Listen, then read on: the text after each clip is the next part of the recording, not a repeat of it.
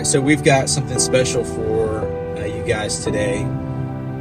We are headed to a awesome lady's house. Her name is Miss Amy, and I actually had a phone call with her a couple weeks ago, and she has a very powerful story about how COVID has tragically taken her husband, and how God has just used that in her story and her family to connect with other families and widows. As a result of that, as a company, as a small business here in Nashville, we take it on as our responsibility to love and serve widows. And so that's what we're doing today. So we're going to go out there, clean out her gutters. And so I hope that you enjoy her story.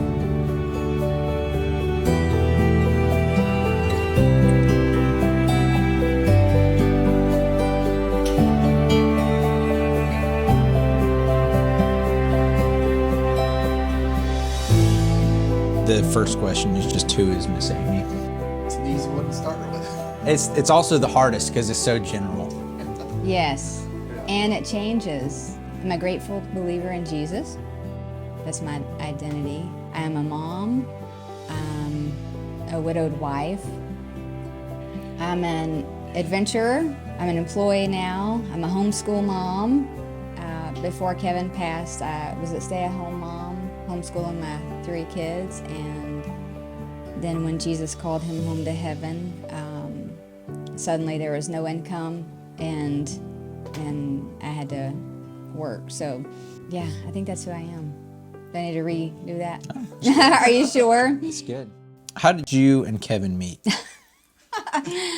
Well, Kevin and I met when we were 16 and 18, and I had just graduated high school, and I worked at the locally owned Piggly Wiggly store in Brentwood. And there were these big windows in the front of the store, and I was the 18-year-old, and I would see this fancy red Camaro pull in the parking lot, and this guy would get out. Well, it turned out to be Kevin. And I thought, he's such a show off. That's his mom's car, and he's just coming in here. Well, it turns out it was his car. And it turns out that he would come in to see me, which I didn't know. He went to Brentwood High School. He was a junior. There wasn't anything other than a friendship at first. And then before we knew it, yeah, our hearts were just drawn together. And so we started dating, when we were 18 and 16, and we dated 4.5 years because we were so young, and we got married when we were 21 and 23. So that's how we met. Not very romantic, but we were grateful that we were so young and that we grew up together and had that many years of love. What kind of man was Kevin? What, if I were to meet him today, who would I experience? Yeah, Kevin was just a sweet and gentle and generous soul. He loved people. He could talk to anybody, someone off the street or somebody in what you might consider a high position. He just loved people, and he was a hard worker.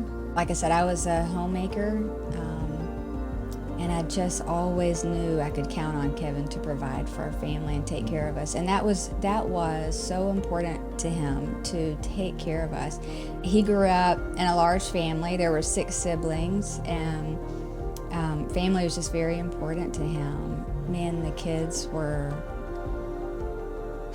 just his priority.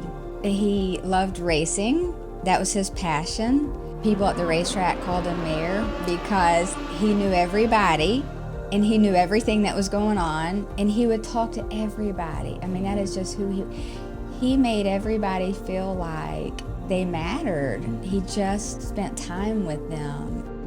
We were married a total of 21 years, and the last 2 plus were the best. God used our marriage journey to expose some beliefs, expose some behaviors that there was so much more to marriage, so much more to each other and to relationship and to our family. God brought us to a point where he just needed to undo our marriage so that he could rebuild it back in the way that it should be, that he wanted it to be. Like I said, the last 2 years were the best, and God brought me to verse Joel 2:25, I will restore the years the locusts have eaten. And we lived that. We saw that. We got to experience that. And it's amazing how many verses he brought to us that it's like, wow, that I'm living that. Like his word is true. It's not just words written for us. It is his truth. It is life-giving. My life verse through that became Genesis 50:20, that what the enemy meant for harm, God will use for good. Because our marriage felt broken and it felt like there's all these pieces. How is this going to come back together? But only God can take something that has been shattered and make it far better than it was before. And so Kevin and I, we would sit on the porch and we would just hold hands. Like our connection was so deep, and we were able to be vulnerable with each other. We would have what we called pillow talk time at night, where we would just lay our heads on the pillow and just talk and just connect. Redemption that Jesus offers, it's so real. So 2 years happen, best 2 years of your life. What happens next? When Kevin went to heaven, it was unexpected and not the way that I thought my life was going to go, not the way that I wanted my life to go. Just surrendering what I thought life would look like. And it will never be what it was, but we're finding that it can be good, and it is good. And so what does life look like now? Busy. Stressful. So I feel like I always hold two things now. I hold grief and joy at the same time. And that really is a gift, that you can go through the hardest thing that you've ever been through and lose so much and still have joy. So life now, I work full time. Thankfully, I can do it from home. I took over Kevin's customer base. I still homeschool my children, and now also run a ministry for children and teenagers who have lost a parent. And still, I'm still working on my grief journey. Grief is lifelong. It's not some brokenness that can just be fixed and you're done. There is a void in our family that will be there forever. What is the next thing that God wants? What's the next step he wants me to take and my children to take to bring about healing? Do you feel comfortable sharing a little bit about what happened to Kevin with COVID? And I feel like there's a lot of people who have experienced something similar to that. Yeah. So with Kevin, our family got COVID, all 5 of us, and I don't know why it hit Kevin the hardest. I do believe, and I spoke these verses at his celebration of life, Job 14:5, that says our days are numbered and we won't live past that number. And Psalm 139:16, that says all our days are written and planned before we lived a single one. So trusting in God's timing and his sovereignty. Kevin was in the hospital for 2 weeks. COVID was very cruel, very isolating. We couldn't be with him. Not one time did I think he wouldn't make it, because again, we had seen God work miracles in our marriage, and we both thought that God was going to use us to minister to other couples who had experienced some kind of brokenness. And so that it never even crossed my mind that he wouldn't make it. But anyway, they called and said I could come because he wasn't going to make it through the night. And again, God in his mercy and his grace, again, he allows suffering. He allowed us to suffer, and he was with us in it. That night, while I was in Kevin's room, there were family and friends in the parking lot. just singing praise and worship, because that's where our hope was. And I just kept praying, Lord, let your will be done. I can trust you. And so he made it through the night. And I was like, of course he did, because God's going to use us. This is another part of his testimony. And just before 1 that afternoon, Jesus called him home. And I stood at his bedside and told him I loved him over and over. And I just held out my hands and said, let your will be done, Lord. And he was gone. Yep. And I imagined what must be going on in this room, because I know that there were angels there to escort, as the Bible says, us to heaven. And so I thought, what is going on in this room that I can't see? And our greatest loss was Kevin's greatest gift, to step into eternity with Jesus. Like, his faith became sight. I can't even imagine that moment. And as much as we miss him, we miss him. The gift that he has received, and I always imagine, what's he doing? What is he doing?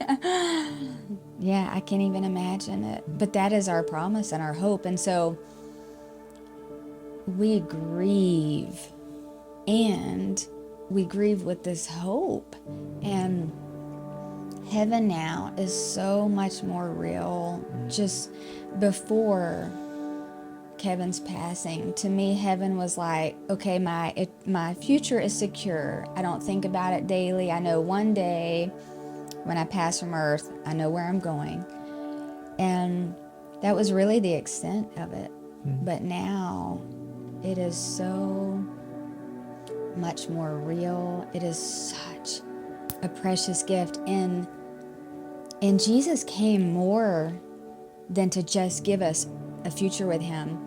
He came to give us hope now, to give us freedom now. Like, Kevin and I went from, both of us, bondage to living in freedom. He died for that, not just eternity, but he died for us to have freedom now.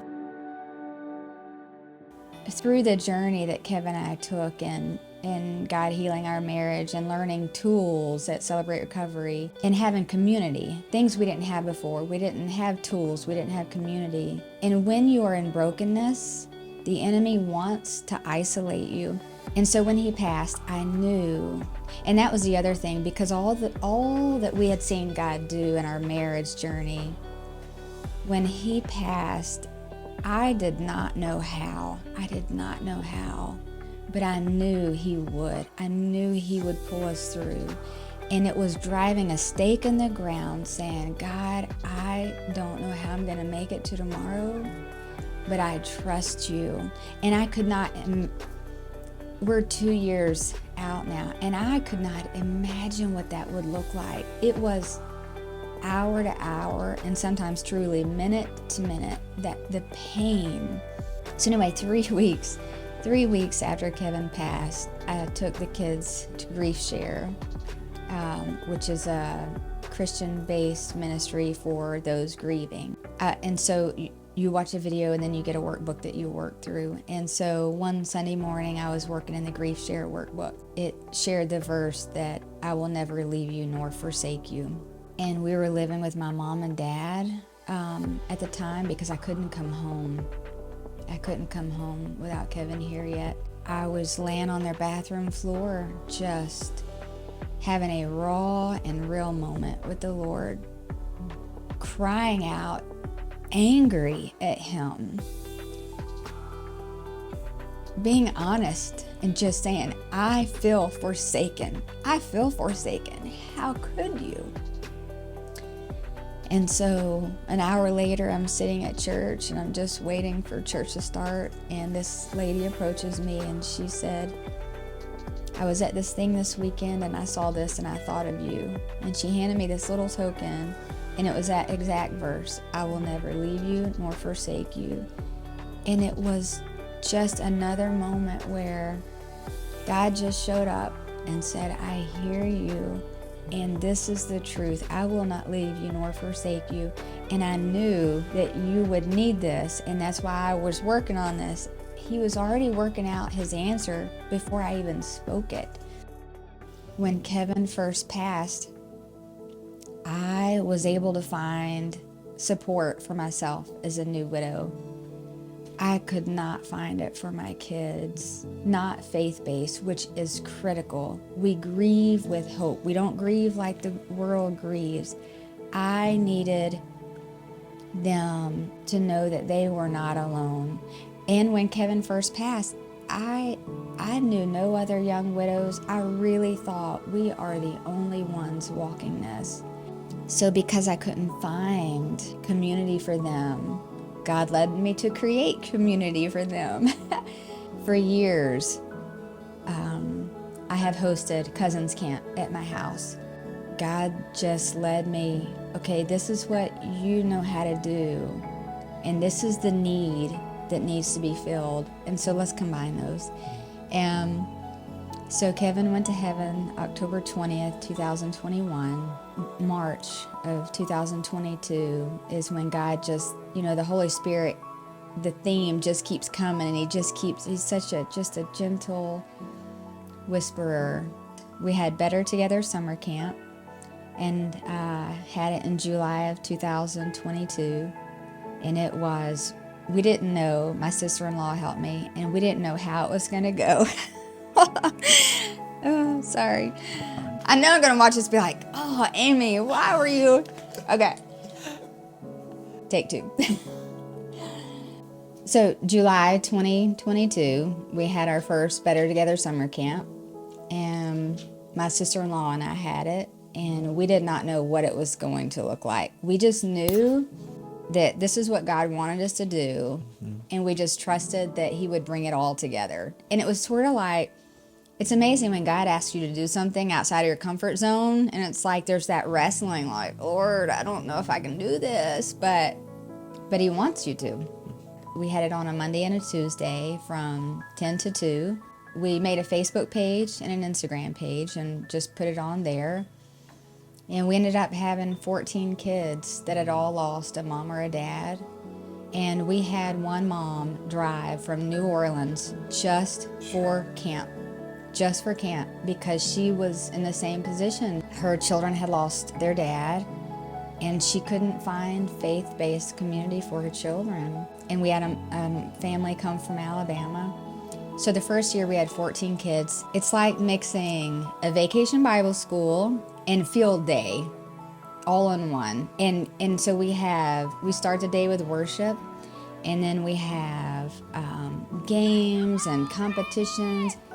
And then we also have tender grief activities that are age appropriate. If nothing else, the kids can show up and know that they're not alone. Like, oh, there's another 10-year-old or 12-year-old or 18-year-old that has lost a parent, and there's something comforting about just not being alone. And so we had it again this past summer, July 2023, and we had 25 kids come. And again, they're not all local, from different states, just because people are so desperate for their children to know they're not alone. And kids and teenagers need to be able to talk about their grief.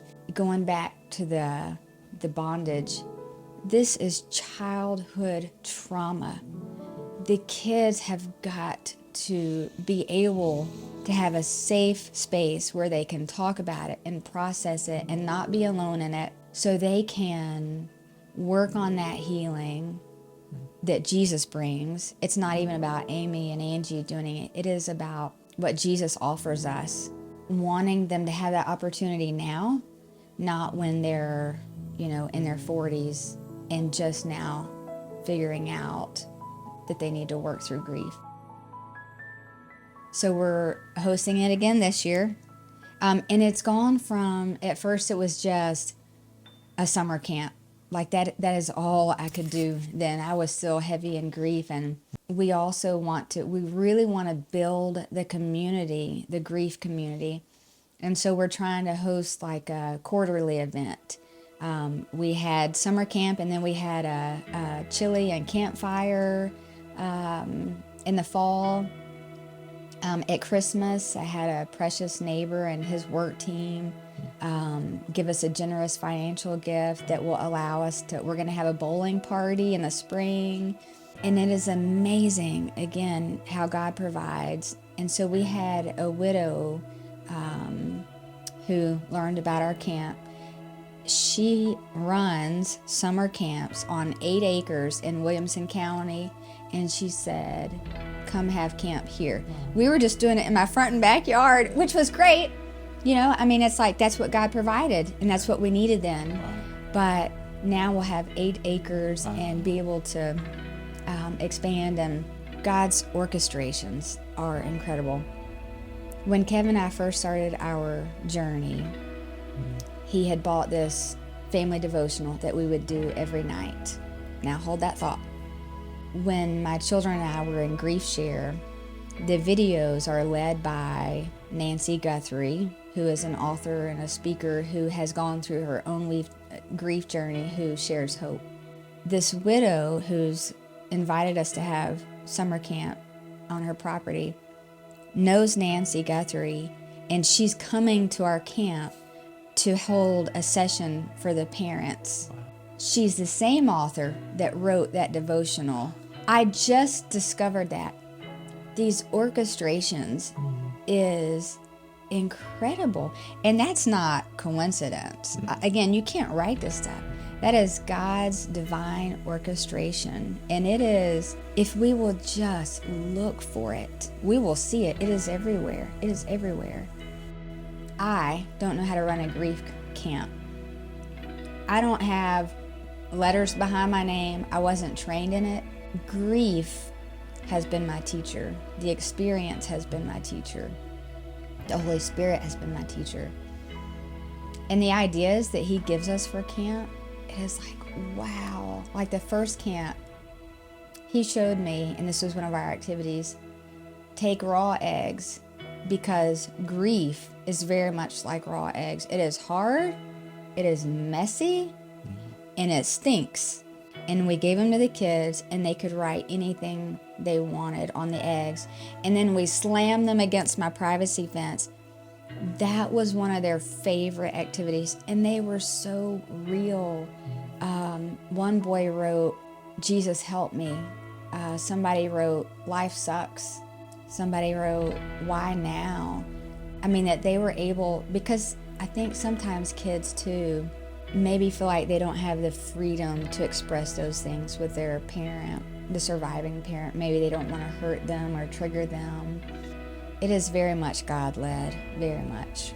And the stories that He gives us from that. And again, it goes back to how God redeems situations. If we will let Him, He will bring good from bad.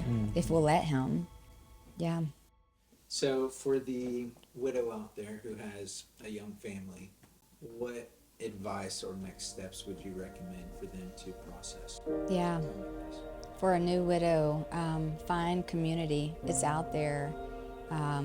There are groups. There's a Never Alone Widows, which is a group based in Atlanta, but they have charters all over the country.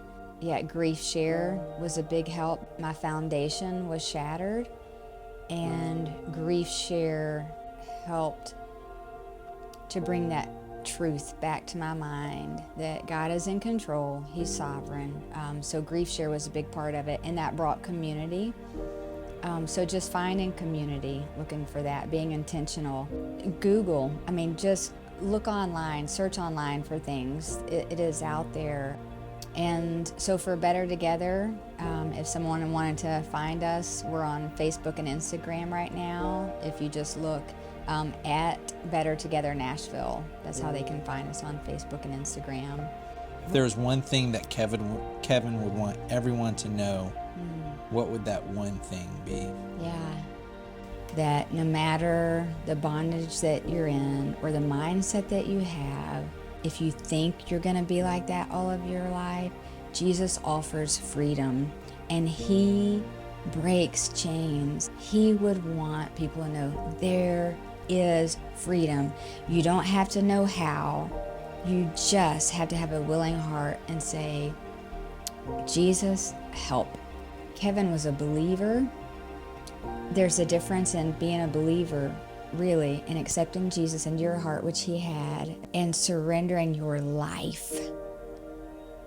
And he got to that point where he surrendered everything. In his faith journey, he became a new creation. I mean, he was precious to me, but he became a new creation. And that's what Jesus offers us, transformation. Yeah. That's really good. He really would. That's what he would want people to know. God brought us this connection that was so deep that we didn't know could be possible, that every morning he'd go through the house and he'd tell the kids goodbye. And then we would just have an embrace on the porch.